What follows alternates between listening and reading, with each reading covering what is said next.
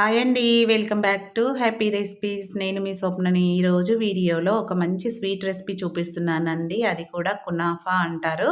అలాగే దీన్ని నవాబీ సేవి అని కూడా అంటారండి. దీన్ని బయట కొనాలంటే చాలా కాస్ట్ ఉంటుంది. అలా కాకుండా ఇంట్లోనే ఇలా సింపుల్‌గా చేసేసుకోండి. హ్యాపీగా తినేసేయొచ్చు. సేవియా ఒకటి తెచ్చుకున్నారంటే చాలా ఈజీగా చేసుకోవచ్చు. చూడండి, చూస్తేనే తెలిసిపోతుంది కదా! ఎంత టేస్టీగా, యమ్మీగా ఉంటుంది. డెఫినిట్‌గా ట్రై చేయండి. ఇంకెందుకండి ఆలస్యం? లేట్ చేయకుండా ప్రాసెస్ ఏంటనేది వీడియోలోకెళ్ళి చూసేయండి మరి. ముందుగా నేనిక్కడ సేవియాని తీసుకున్నానండి. ఇది మనకెక్కడైనా సూపర్ మార్కెట్‌లో గానీ, కిరాణా షాపులలో గానీ దొరుకుతుంది. నేనిక్కడ డ్రై రోస్ట్ చేసిన సేవియానే తీసుకున్నాను. ఇలా తీసుకుంటే మనం ఎక్కువ రోస్ట్ చేయనవసరం లేదు. ఒకవేళ మీరు వైట్‌గా ఉన్నది గనక తీసుకుంటే ఎక్కువ రోస్ట్ చేయాల్సొస్తుంది. అది తీసుకొని దాన్ని పక్కన పెట్టేసుకొని నెక్స్ట్ స్టవ్ పైన ఒక గిన్నె పెట్టుకొని దాంట్లోకి ఒక కప్పు పంచదార, ఒక కప్పు నీళ్లు వేసుకొని మనకు ఎలాంటి పాకం అవసరం లేదండి. మనకు గులాబ్ జామ్‌ల పాకం ఉంటుంది కదా! ఆ విధంగా వస్తే సరిపోతుంది. స్టిక్కీగా ఉంటే.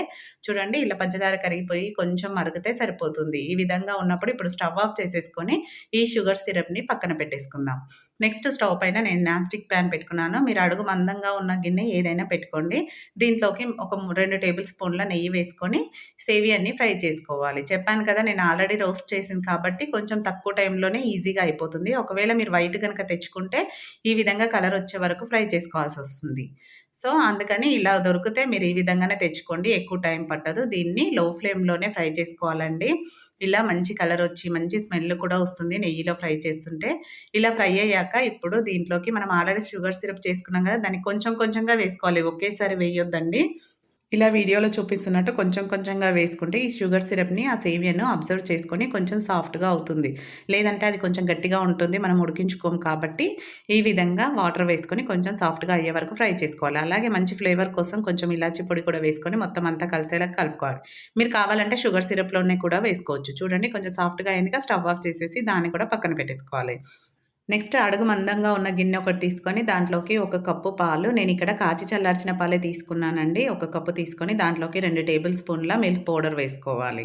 ఒకవేళ మీ దగ్గర మిల్క్ పౌడర్ లేకపోతే మిల్క్ మేడ్ అయినా వాడుకోవచ్చు. ఒక 2 టేబుల్ స్పూన్ల కార్న్ ఫ్లోర్ వేసుకోవాలి. 2 టేబుల్ స్పూన్ల పంచదార వేసుకోవాలి. ఒక కప్పుకి ఇవి కరెక్ట్ మెజర్‌మెంట్ అనమాట. వీటన్నిటిని బాగా కలిసేలాగా కలుపుకోవాలి. కలుపుకున్నాక ఇప్పుడు దీన్ని స్టవ్ పైన పెట్టేసుకొని లో ఫ్లేమ్‌లోనే దగ్గరే ఉండి కలుపుతూ ఉండాలండి. మనం కార్న్ ఫ్లోర్ వేసుకున్నాం కాబట్టి అడుగు పట్టే ఛాన్స్ ఉంటుంది. సో, అందుకని లో ఫ్లేమ్‌లోనే దగ్గరే ఉండి కలుపుతూ దగ్గర పడే వరకు కలుపుకుంటూనే చేసుకోవాలి. చూడండి, ఈ విధంగా మనం కలుపుతూ ఉండగానే చిక్కబడుతూ ఉంటుంది. ఇలా చిక్కబడితే మనకు కరెక్ట్ కన్సిస్టెన్సీ అనమాట. ఈ విధంగా ఉండాలి. ఇప్పుడు మొత్తం అంతా కలిపేసుకొని స్టవ్ ఆఫ్ చేసేసుకొని దీన్ని కూడా పక్కన పెట్టేసుకుందాం. నెక్స్ట్ నేను ఇది ప్రిపేర్ చేసుకోవడం కోసం కేక్ బౌల్ తీసుకున్నానండి. మీరు ఇలా వెడల్పుగా ఉన్నది ఏదైనా తీసుకోండి. దాంట్లోకి ఒక టేబుల్ స్పూన్ నెయ్యి వేసుకొని, నెయ్యి కొంచెం ఎక్కువే వేసుకోవాలి. ఎందుకంటే దాని నుంచి మనకి ఈజీగా రావాలి కాబట్టి. నెయ్యంతా అప్లై చేసుకున్నాక ముందుగా సేవియాని కూడా చల్లారిపోవాలనమాట. చల్లారినాకనే చేసుకోవాలి. సేవియాని మనం ఫ్రై చేసుకున్నాం కదా! దాన్ని ముందుగా ఇలా లెవెల్‌గా వేసుకోవాలి. ఇలా వీడియోలో చూపిస్తున్నట్టు మొత్తం వేసుకున్నాక మన దగ్గర ఇది ఉంటుంది కదండీ! మీ దగ్గర ఇది ఉంటే దీంతో ప్రెస్ చేయండి. లేదంటే ఒక గిన్నెకు నెయ్యి రాసి అయినా దాంతో అయినా ఇలా ప్రెస్ చేసుకోవాలి. ఇలా ప్రెస్ చేసుకోవడం వల్ల మనకు తీసుకునేటప్పుడు కూడా చాలా ఈజీగా వస్తుందనమాట.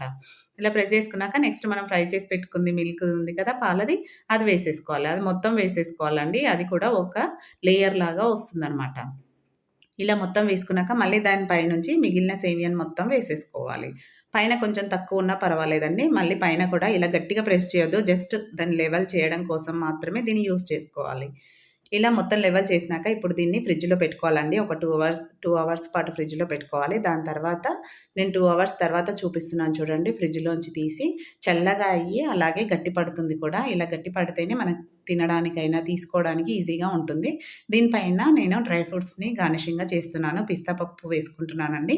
మీకు నచ్చితే వేసుకోండి. లేదంటే ఓన్లీ కాజు, బాదం వేసుకున్నా పర్వాలేదు. చూడండి, చూస్తుంటేనే ఎప్పుడెప్పుడు తీసుకొని తినాలా అని ఉంది కదా! ఈసారి సేవియాని తెచ్చుకోండి. ఒక రూ. 10 మిల్క్ ప్యాకెట్ తెచ్చుకున్నారంటే కరెక్ట్‌గా సరిపోతుంది.